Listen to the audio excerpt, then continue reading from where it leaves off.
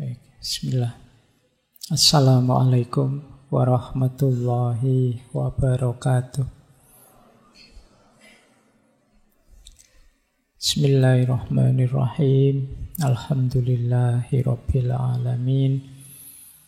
Assalatu wassalamu ala asyrafil anbiya'i wal mursalin Sayyidina wa maulana Muhammadin wa ala alihi wa ashabihi wa man tabi'ahum bi ihsanin ila yaumiddin. Amma ba'du. Bismillah, mari kita lanjut lagi, ngaji lagi setelah kemarin libur ya. 3 jenis mementingkan diri sendiri dalam cinta. Yang pertama, saya melakukan kebaikan untuk yang saya cintai karena memang melakukan kebaikan itu menggembirakanku. Ini kan mementingkan dirinya sendiri. Ini positif, kata Anthony de Mello. Ada yang kedua, saya melakukan memberi kebaikan pada yang saya cintai, kemudian yang saya cintai jadi gembira, senang. Dan kesenangannya yang saya cintai, itulah kesenanganku dan kegembiraanku. Ini positif juga. Yang tidak positif, yang ketiga. Yang saya kasih warna merah itu. Saya melakukan kebaikan, berbagi kebaikan pada orang yang saya cintai, biar bebas dari rasa tidak enak. Meskipun saya tidak senang melakukannya. Ini bentuk kasih sayang yang buruk. Coba kalian perhatikan ya, kadang-kadang kalian ada di yang nomor 3 ini. Kok kamu mau-maunya sih disuruh jemput pagi-pagi jam 7 nganter kuliah? Ya ndak enak lah, kan sudah deklarasi jadi pasangannya. Sebenarnya sih males aku. Nah, ini yang nomor 3. Jadi ya, agar kamu bebas dari rasa tidak enak. Padahal sebenarnya kalau boleh ya kamu ndak begitu. Itu bukan kasih sayang, bukan cinta. Berarti keterpaksaan. Kamu tidak gembira melakukannya. Kalau di yang nomor 1 dan nomor 2 kamu gembira, di yang nomor 3 kamu terpaksa. Meskipun mungkin tidak kelihatan. Ya gimana lagi Pak, resiko jadi pasangannya dia. Nah itu terpaksa sudah. Jadi ya, ini berarti kamu tidak gembira. Di yang nomor 3 ini relasi paling buruk, kata Anthony de Mello. Tidak nyaman tapi pura-pura nyaman. Karena tidak enak saja. Baik. Makanya kata beliau, ada beberapa orang yang melakukan sesuatu supaya mereka tidak perlu merasa tidak enak. Dan menyebutnya kasih sayang. Mereka melakukan itu berdasarkan perasaan bersalah. Dan itu bukan cinta. Jadi, kok tidak kamu anter? Iya, kalau saya... Oh, kok kamu mau-maunya nganter? Ya, kalau saya tidak nganter nanti saya merasa bersalah. Kamu takut merasa bersalah. Itu bukan ciri kasih sayang yang ideal. Berarti kamu terpaksa saja. Dan kamu mungkin sering seperti itu. Ya, menunjukkan kita belum ada di level tinggi dalam mencintai. Kesenangan, kebahagiaannya yang kita cintai masih belum nomor 1. Tapi di yang pertama dan kedua tadi, kesenangan dan kebahagiaan yang kita cintai sudah jadi yang utama. Yuk, terus Anthony de Mello juga banyak membahas tentang Tuhan dan hubungannya dengan cinta. Cuma ini ada konsep yang menarik untuk bahan renungan teman-teman ya. Tuhan sangat mencintai kita. Berarti kita itu manusia, sangat indah dan sangat layak dicintai. Di masa lalu sering ditekankan betapa penyayangnya Tuhan sehingga Dia bisa mengasihi kita seperti itu. Tapi jarang orang menjelaskan betapa indahnya kita manusia, sehingga Tuhan bisa jatuh cinta seperti itu pada kita. Dan keduanya benar. Kalau tentang cintanya Tuhan pada kita, itu luar biasa, sudah di mana-mana dijelaskan, tidak diragukan lagi. Tapi yang jarang orang memperhatikan adalah berarti manusia itu sangat layak dicintai, sangat patut dicintai. Oleh karena itu, apa ya pantas kita membenci orang lain, membenci sesama? Allah saja sangat mencintai kita. Bahkan minus perilaku buruk, jahat, bahkan kufur yang dilakukan manusia, buktinya Allah masih mencintai kita.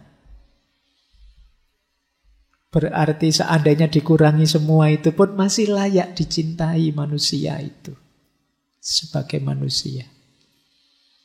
Nah, itu kata Anthony de Mello, betapa indahnya manusia. Sayangnya ya banyak orang berpikirnya tidak sampai ke sini. Padahal manusia itu lovable, layak dicintai. Buktinya apa? Allah sangat mencintai kita. Kalau dalam tasawuf ini dilanjutkan, ya kalau kita ingin takholak bi ahlakillah, berarti ayo kita cintai siapapun dia. Nah, ini menarik sudut pandang dari beliau tentang cinta ilahiyah. Cinta ilahiyah biasanya melihat cintanya manusia pada Tuhan atau cinta Tuhan pada manusia. Kalau beliau melihat betapa indahnya manusia ya, yang sampai dicintai seperti itu oleh Tuhan. Nah, berarti apa? Ayo kita introspeksi diri kita, kita eksplor bagian-bagian indah dalam hidup kita, sehingga cinta Tuhan semakin dalam pada kita. Arah bahasanya nanti ke situ. Nah, ini ada menarik pandangan beliau tentang perubahan, cara mengubah diri jadi lebih baik. Mungkin teman-teman ngalami seperti ini. Jadi ini kalimatnya bagus dari buku Burung Berkicau. Aku sudah lama mudah naik darah. Aku serba khawatir, mudah tersinggung, dan egois. Setiap orang mengatakan bahwa aku harus berubah. Dan setiap orang terus-menerus menekan betapa mudah aku jadi marah. Aku sakit hati terhadap mereka, biarpun sebetulnya aku menyetujui nasihat mereka. Aku ingin berubah, tetapi aku tidak berdaya untuk berubah, betapapun aku telah berusaha. Aku merasa tersinggung ketika sahabat karibku juga mengatakan bahwa aku mudah naik pitam. Ia juga terus-menerus mendesak supaya aku berubah. Aku mengakui bahwa ia benar, meskipun aku tidak bisa membencinya. Aku merasa sama sekali tidak berdaya dan terpasung. Namun pada suatu hari, dia berkata padaku, jangan berubah, tetaplah seperti itu saja. Sungguh, tidak jadi soal apakah engkau berubah atau tidak. Aku mencintaimu sebagaimana dirimu adanya. Aku tidak bisa tidak mencintaimu. Kata-kata itu berbunyi merdu dalam telingaku. Jangan berubah, jangan berubah, jangan berubah.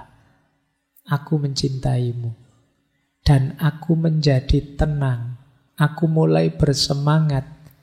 Dan sungguh mengherankan, aku berubah.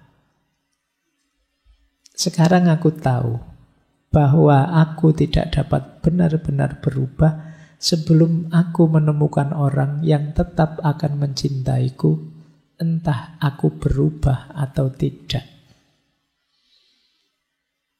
engkau mencintaiku seperti itukah Tuhan? Nanti kamu ulang ya kalimat-kalimat ini.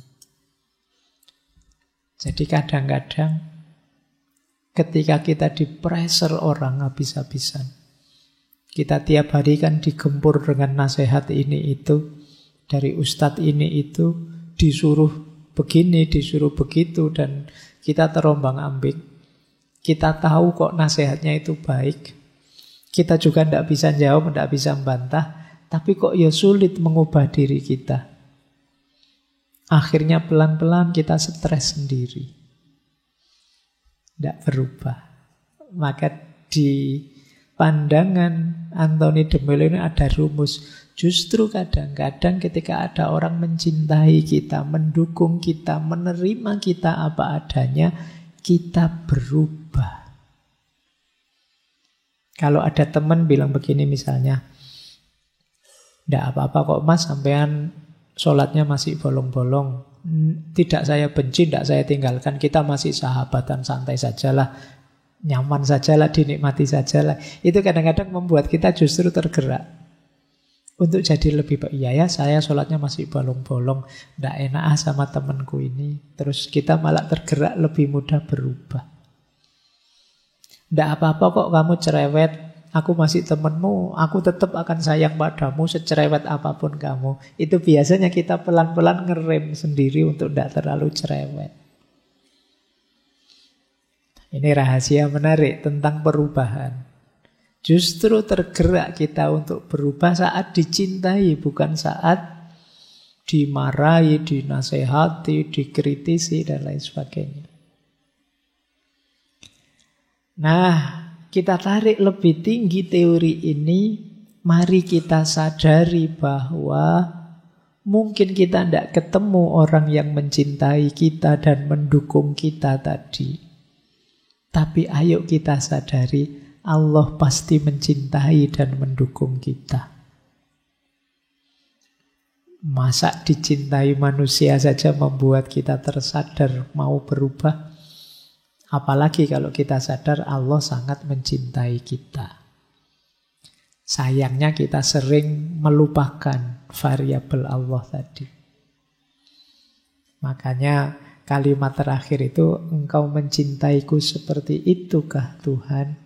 Mohon maaf aku lupa. Kenapa aku harus menunggu cinta dari orang lain? Wong cinta darimu akan selalu hadir. Jadi mari kita berubah jadi lebih baik, lebih positif dengan kesadaran Allah selalu mencintai kita.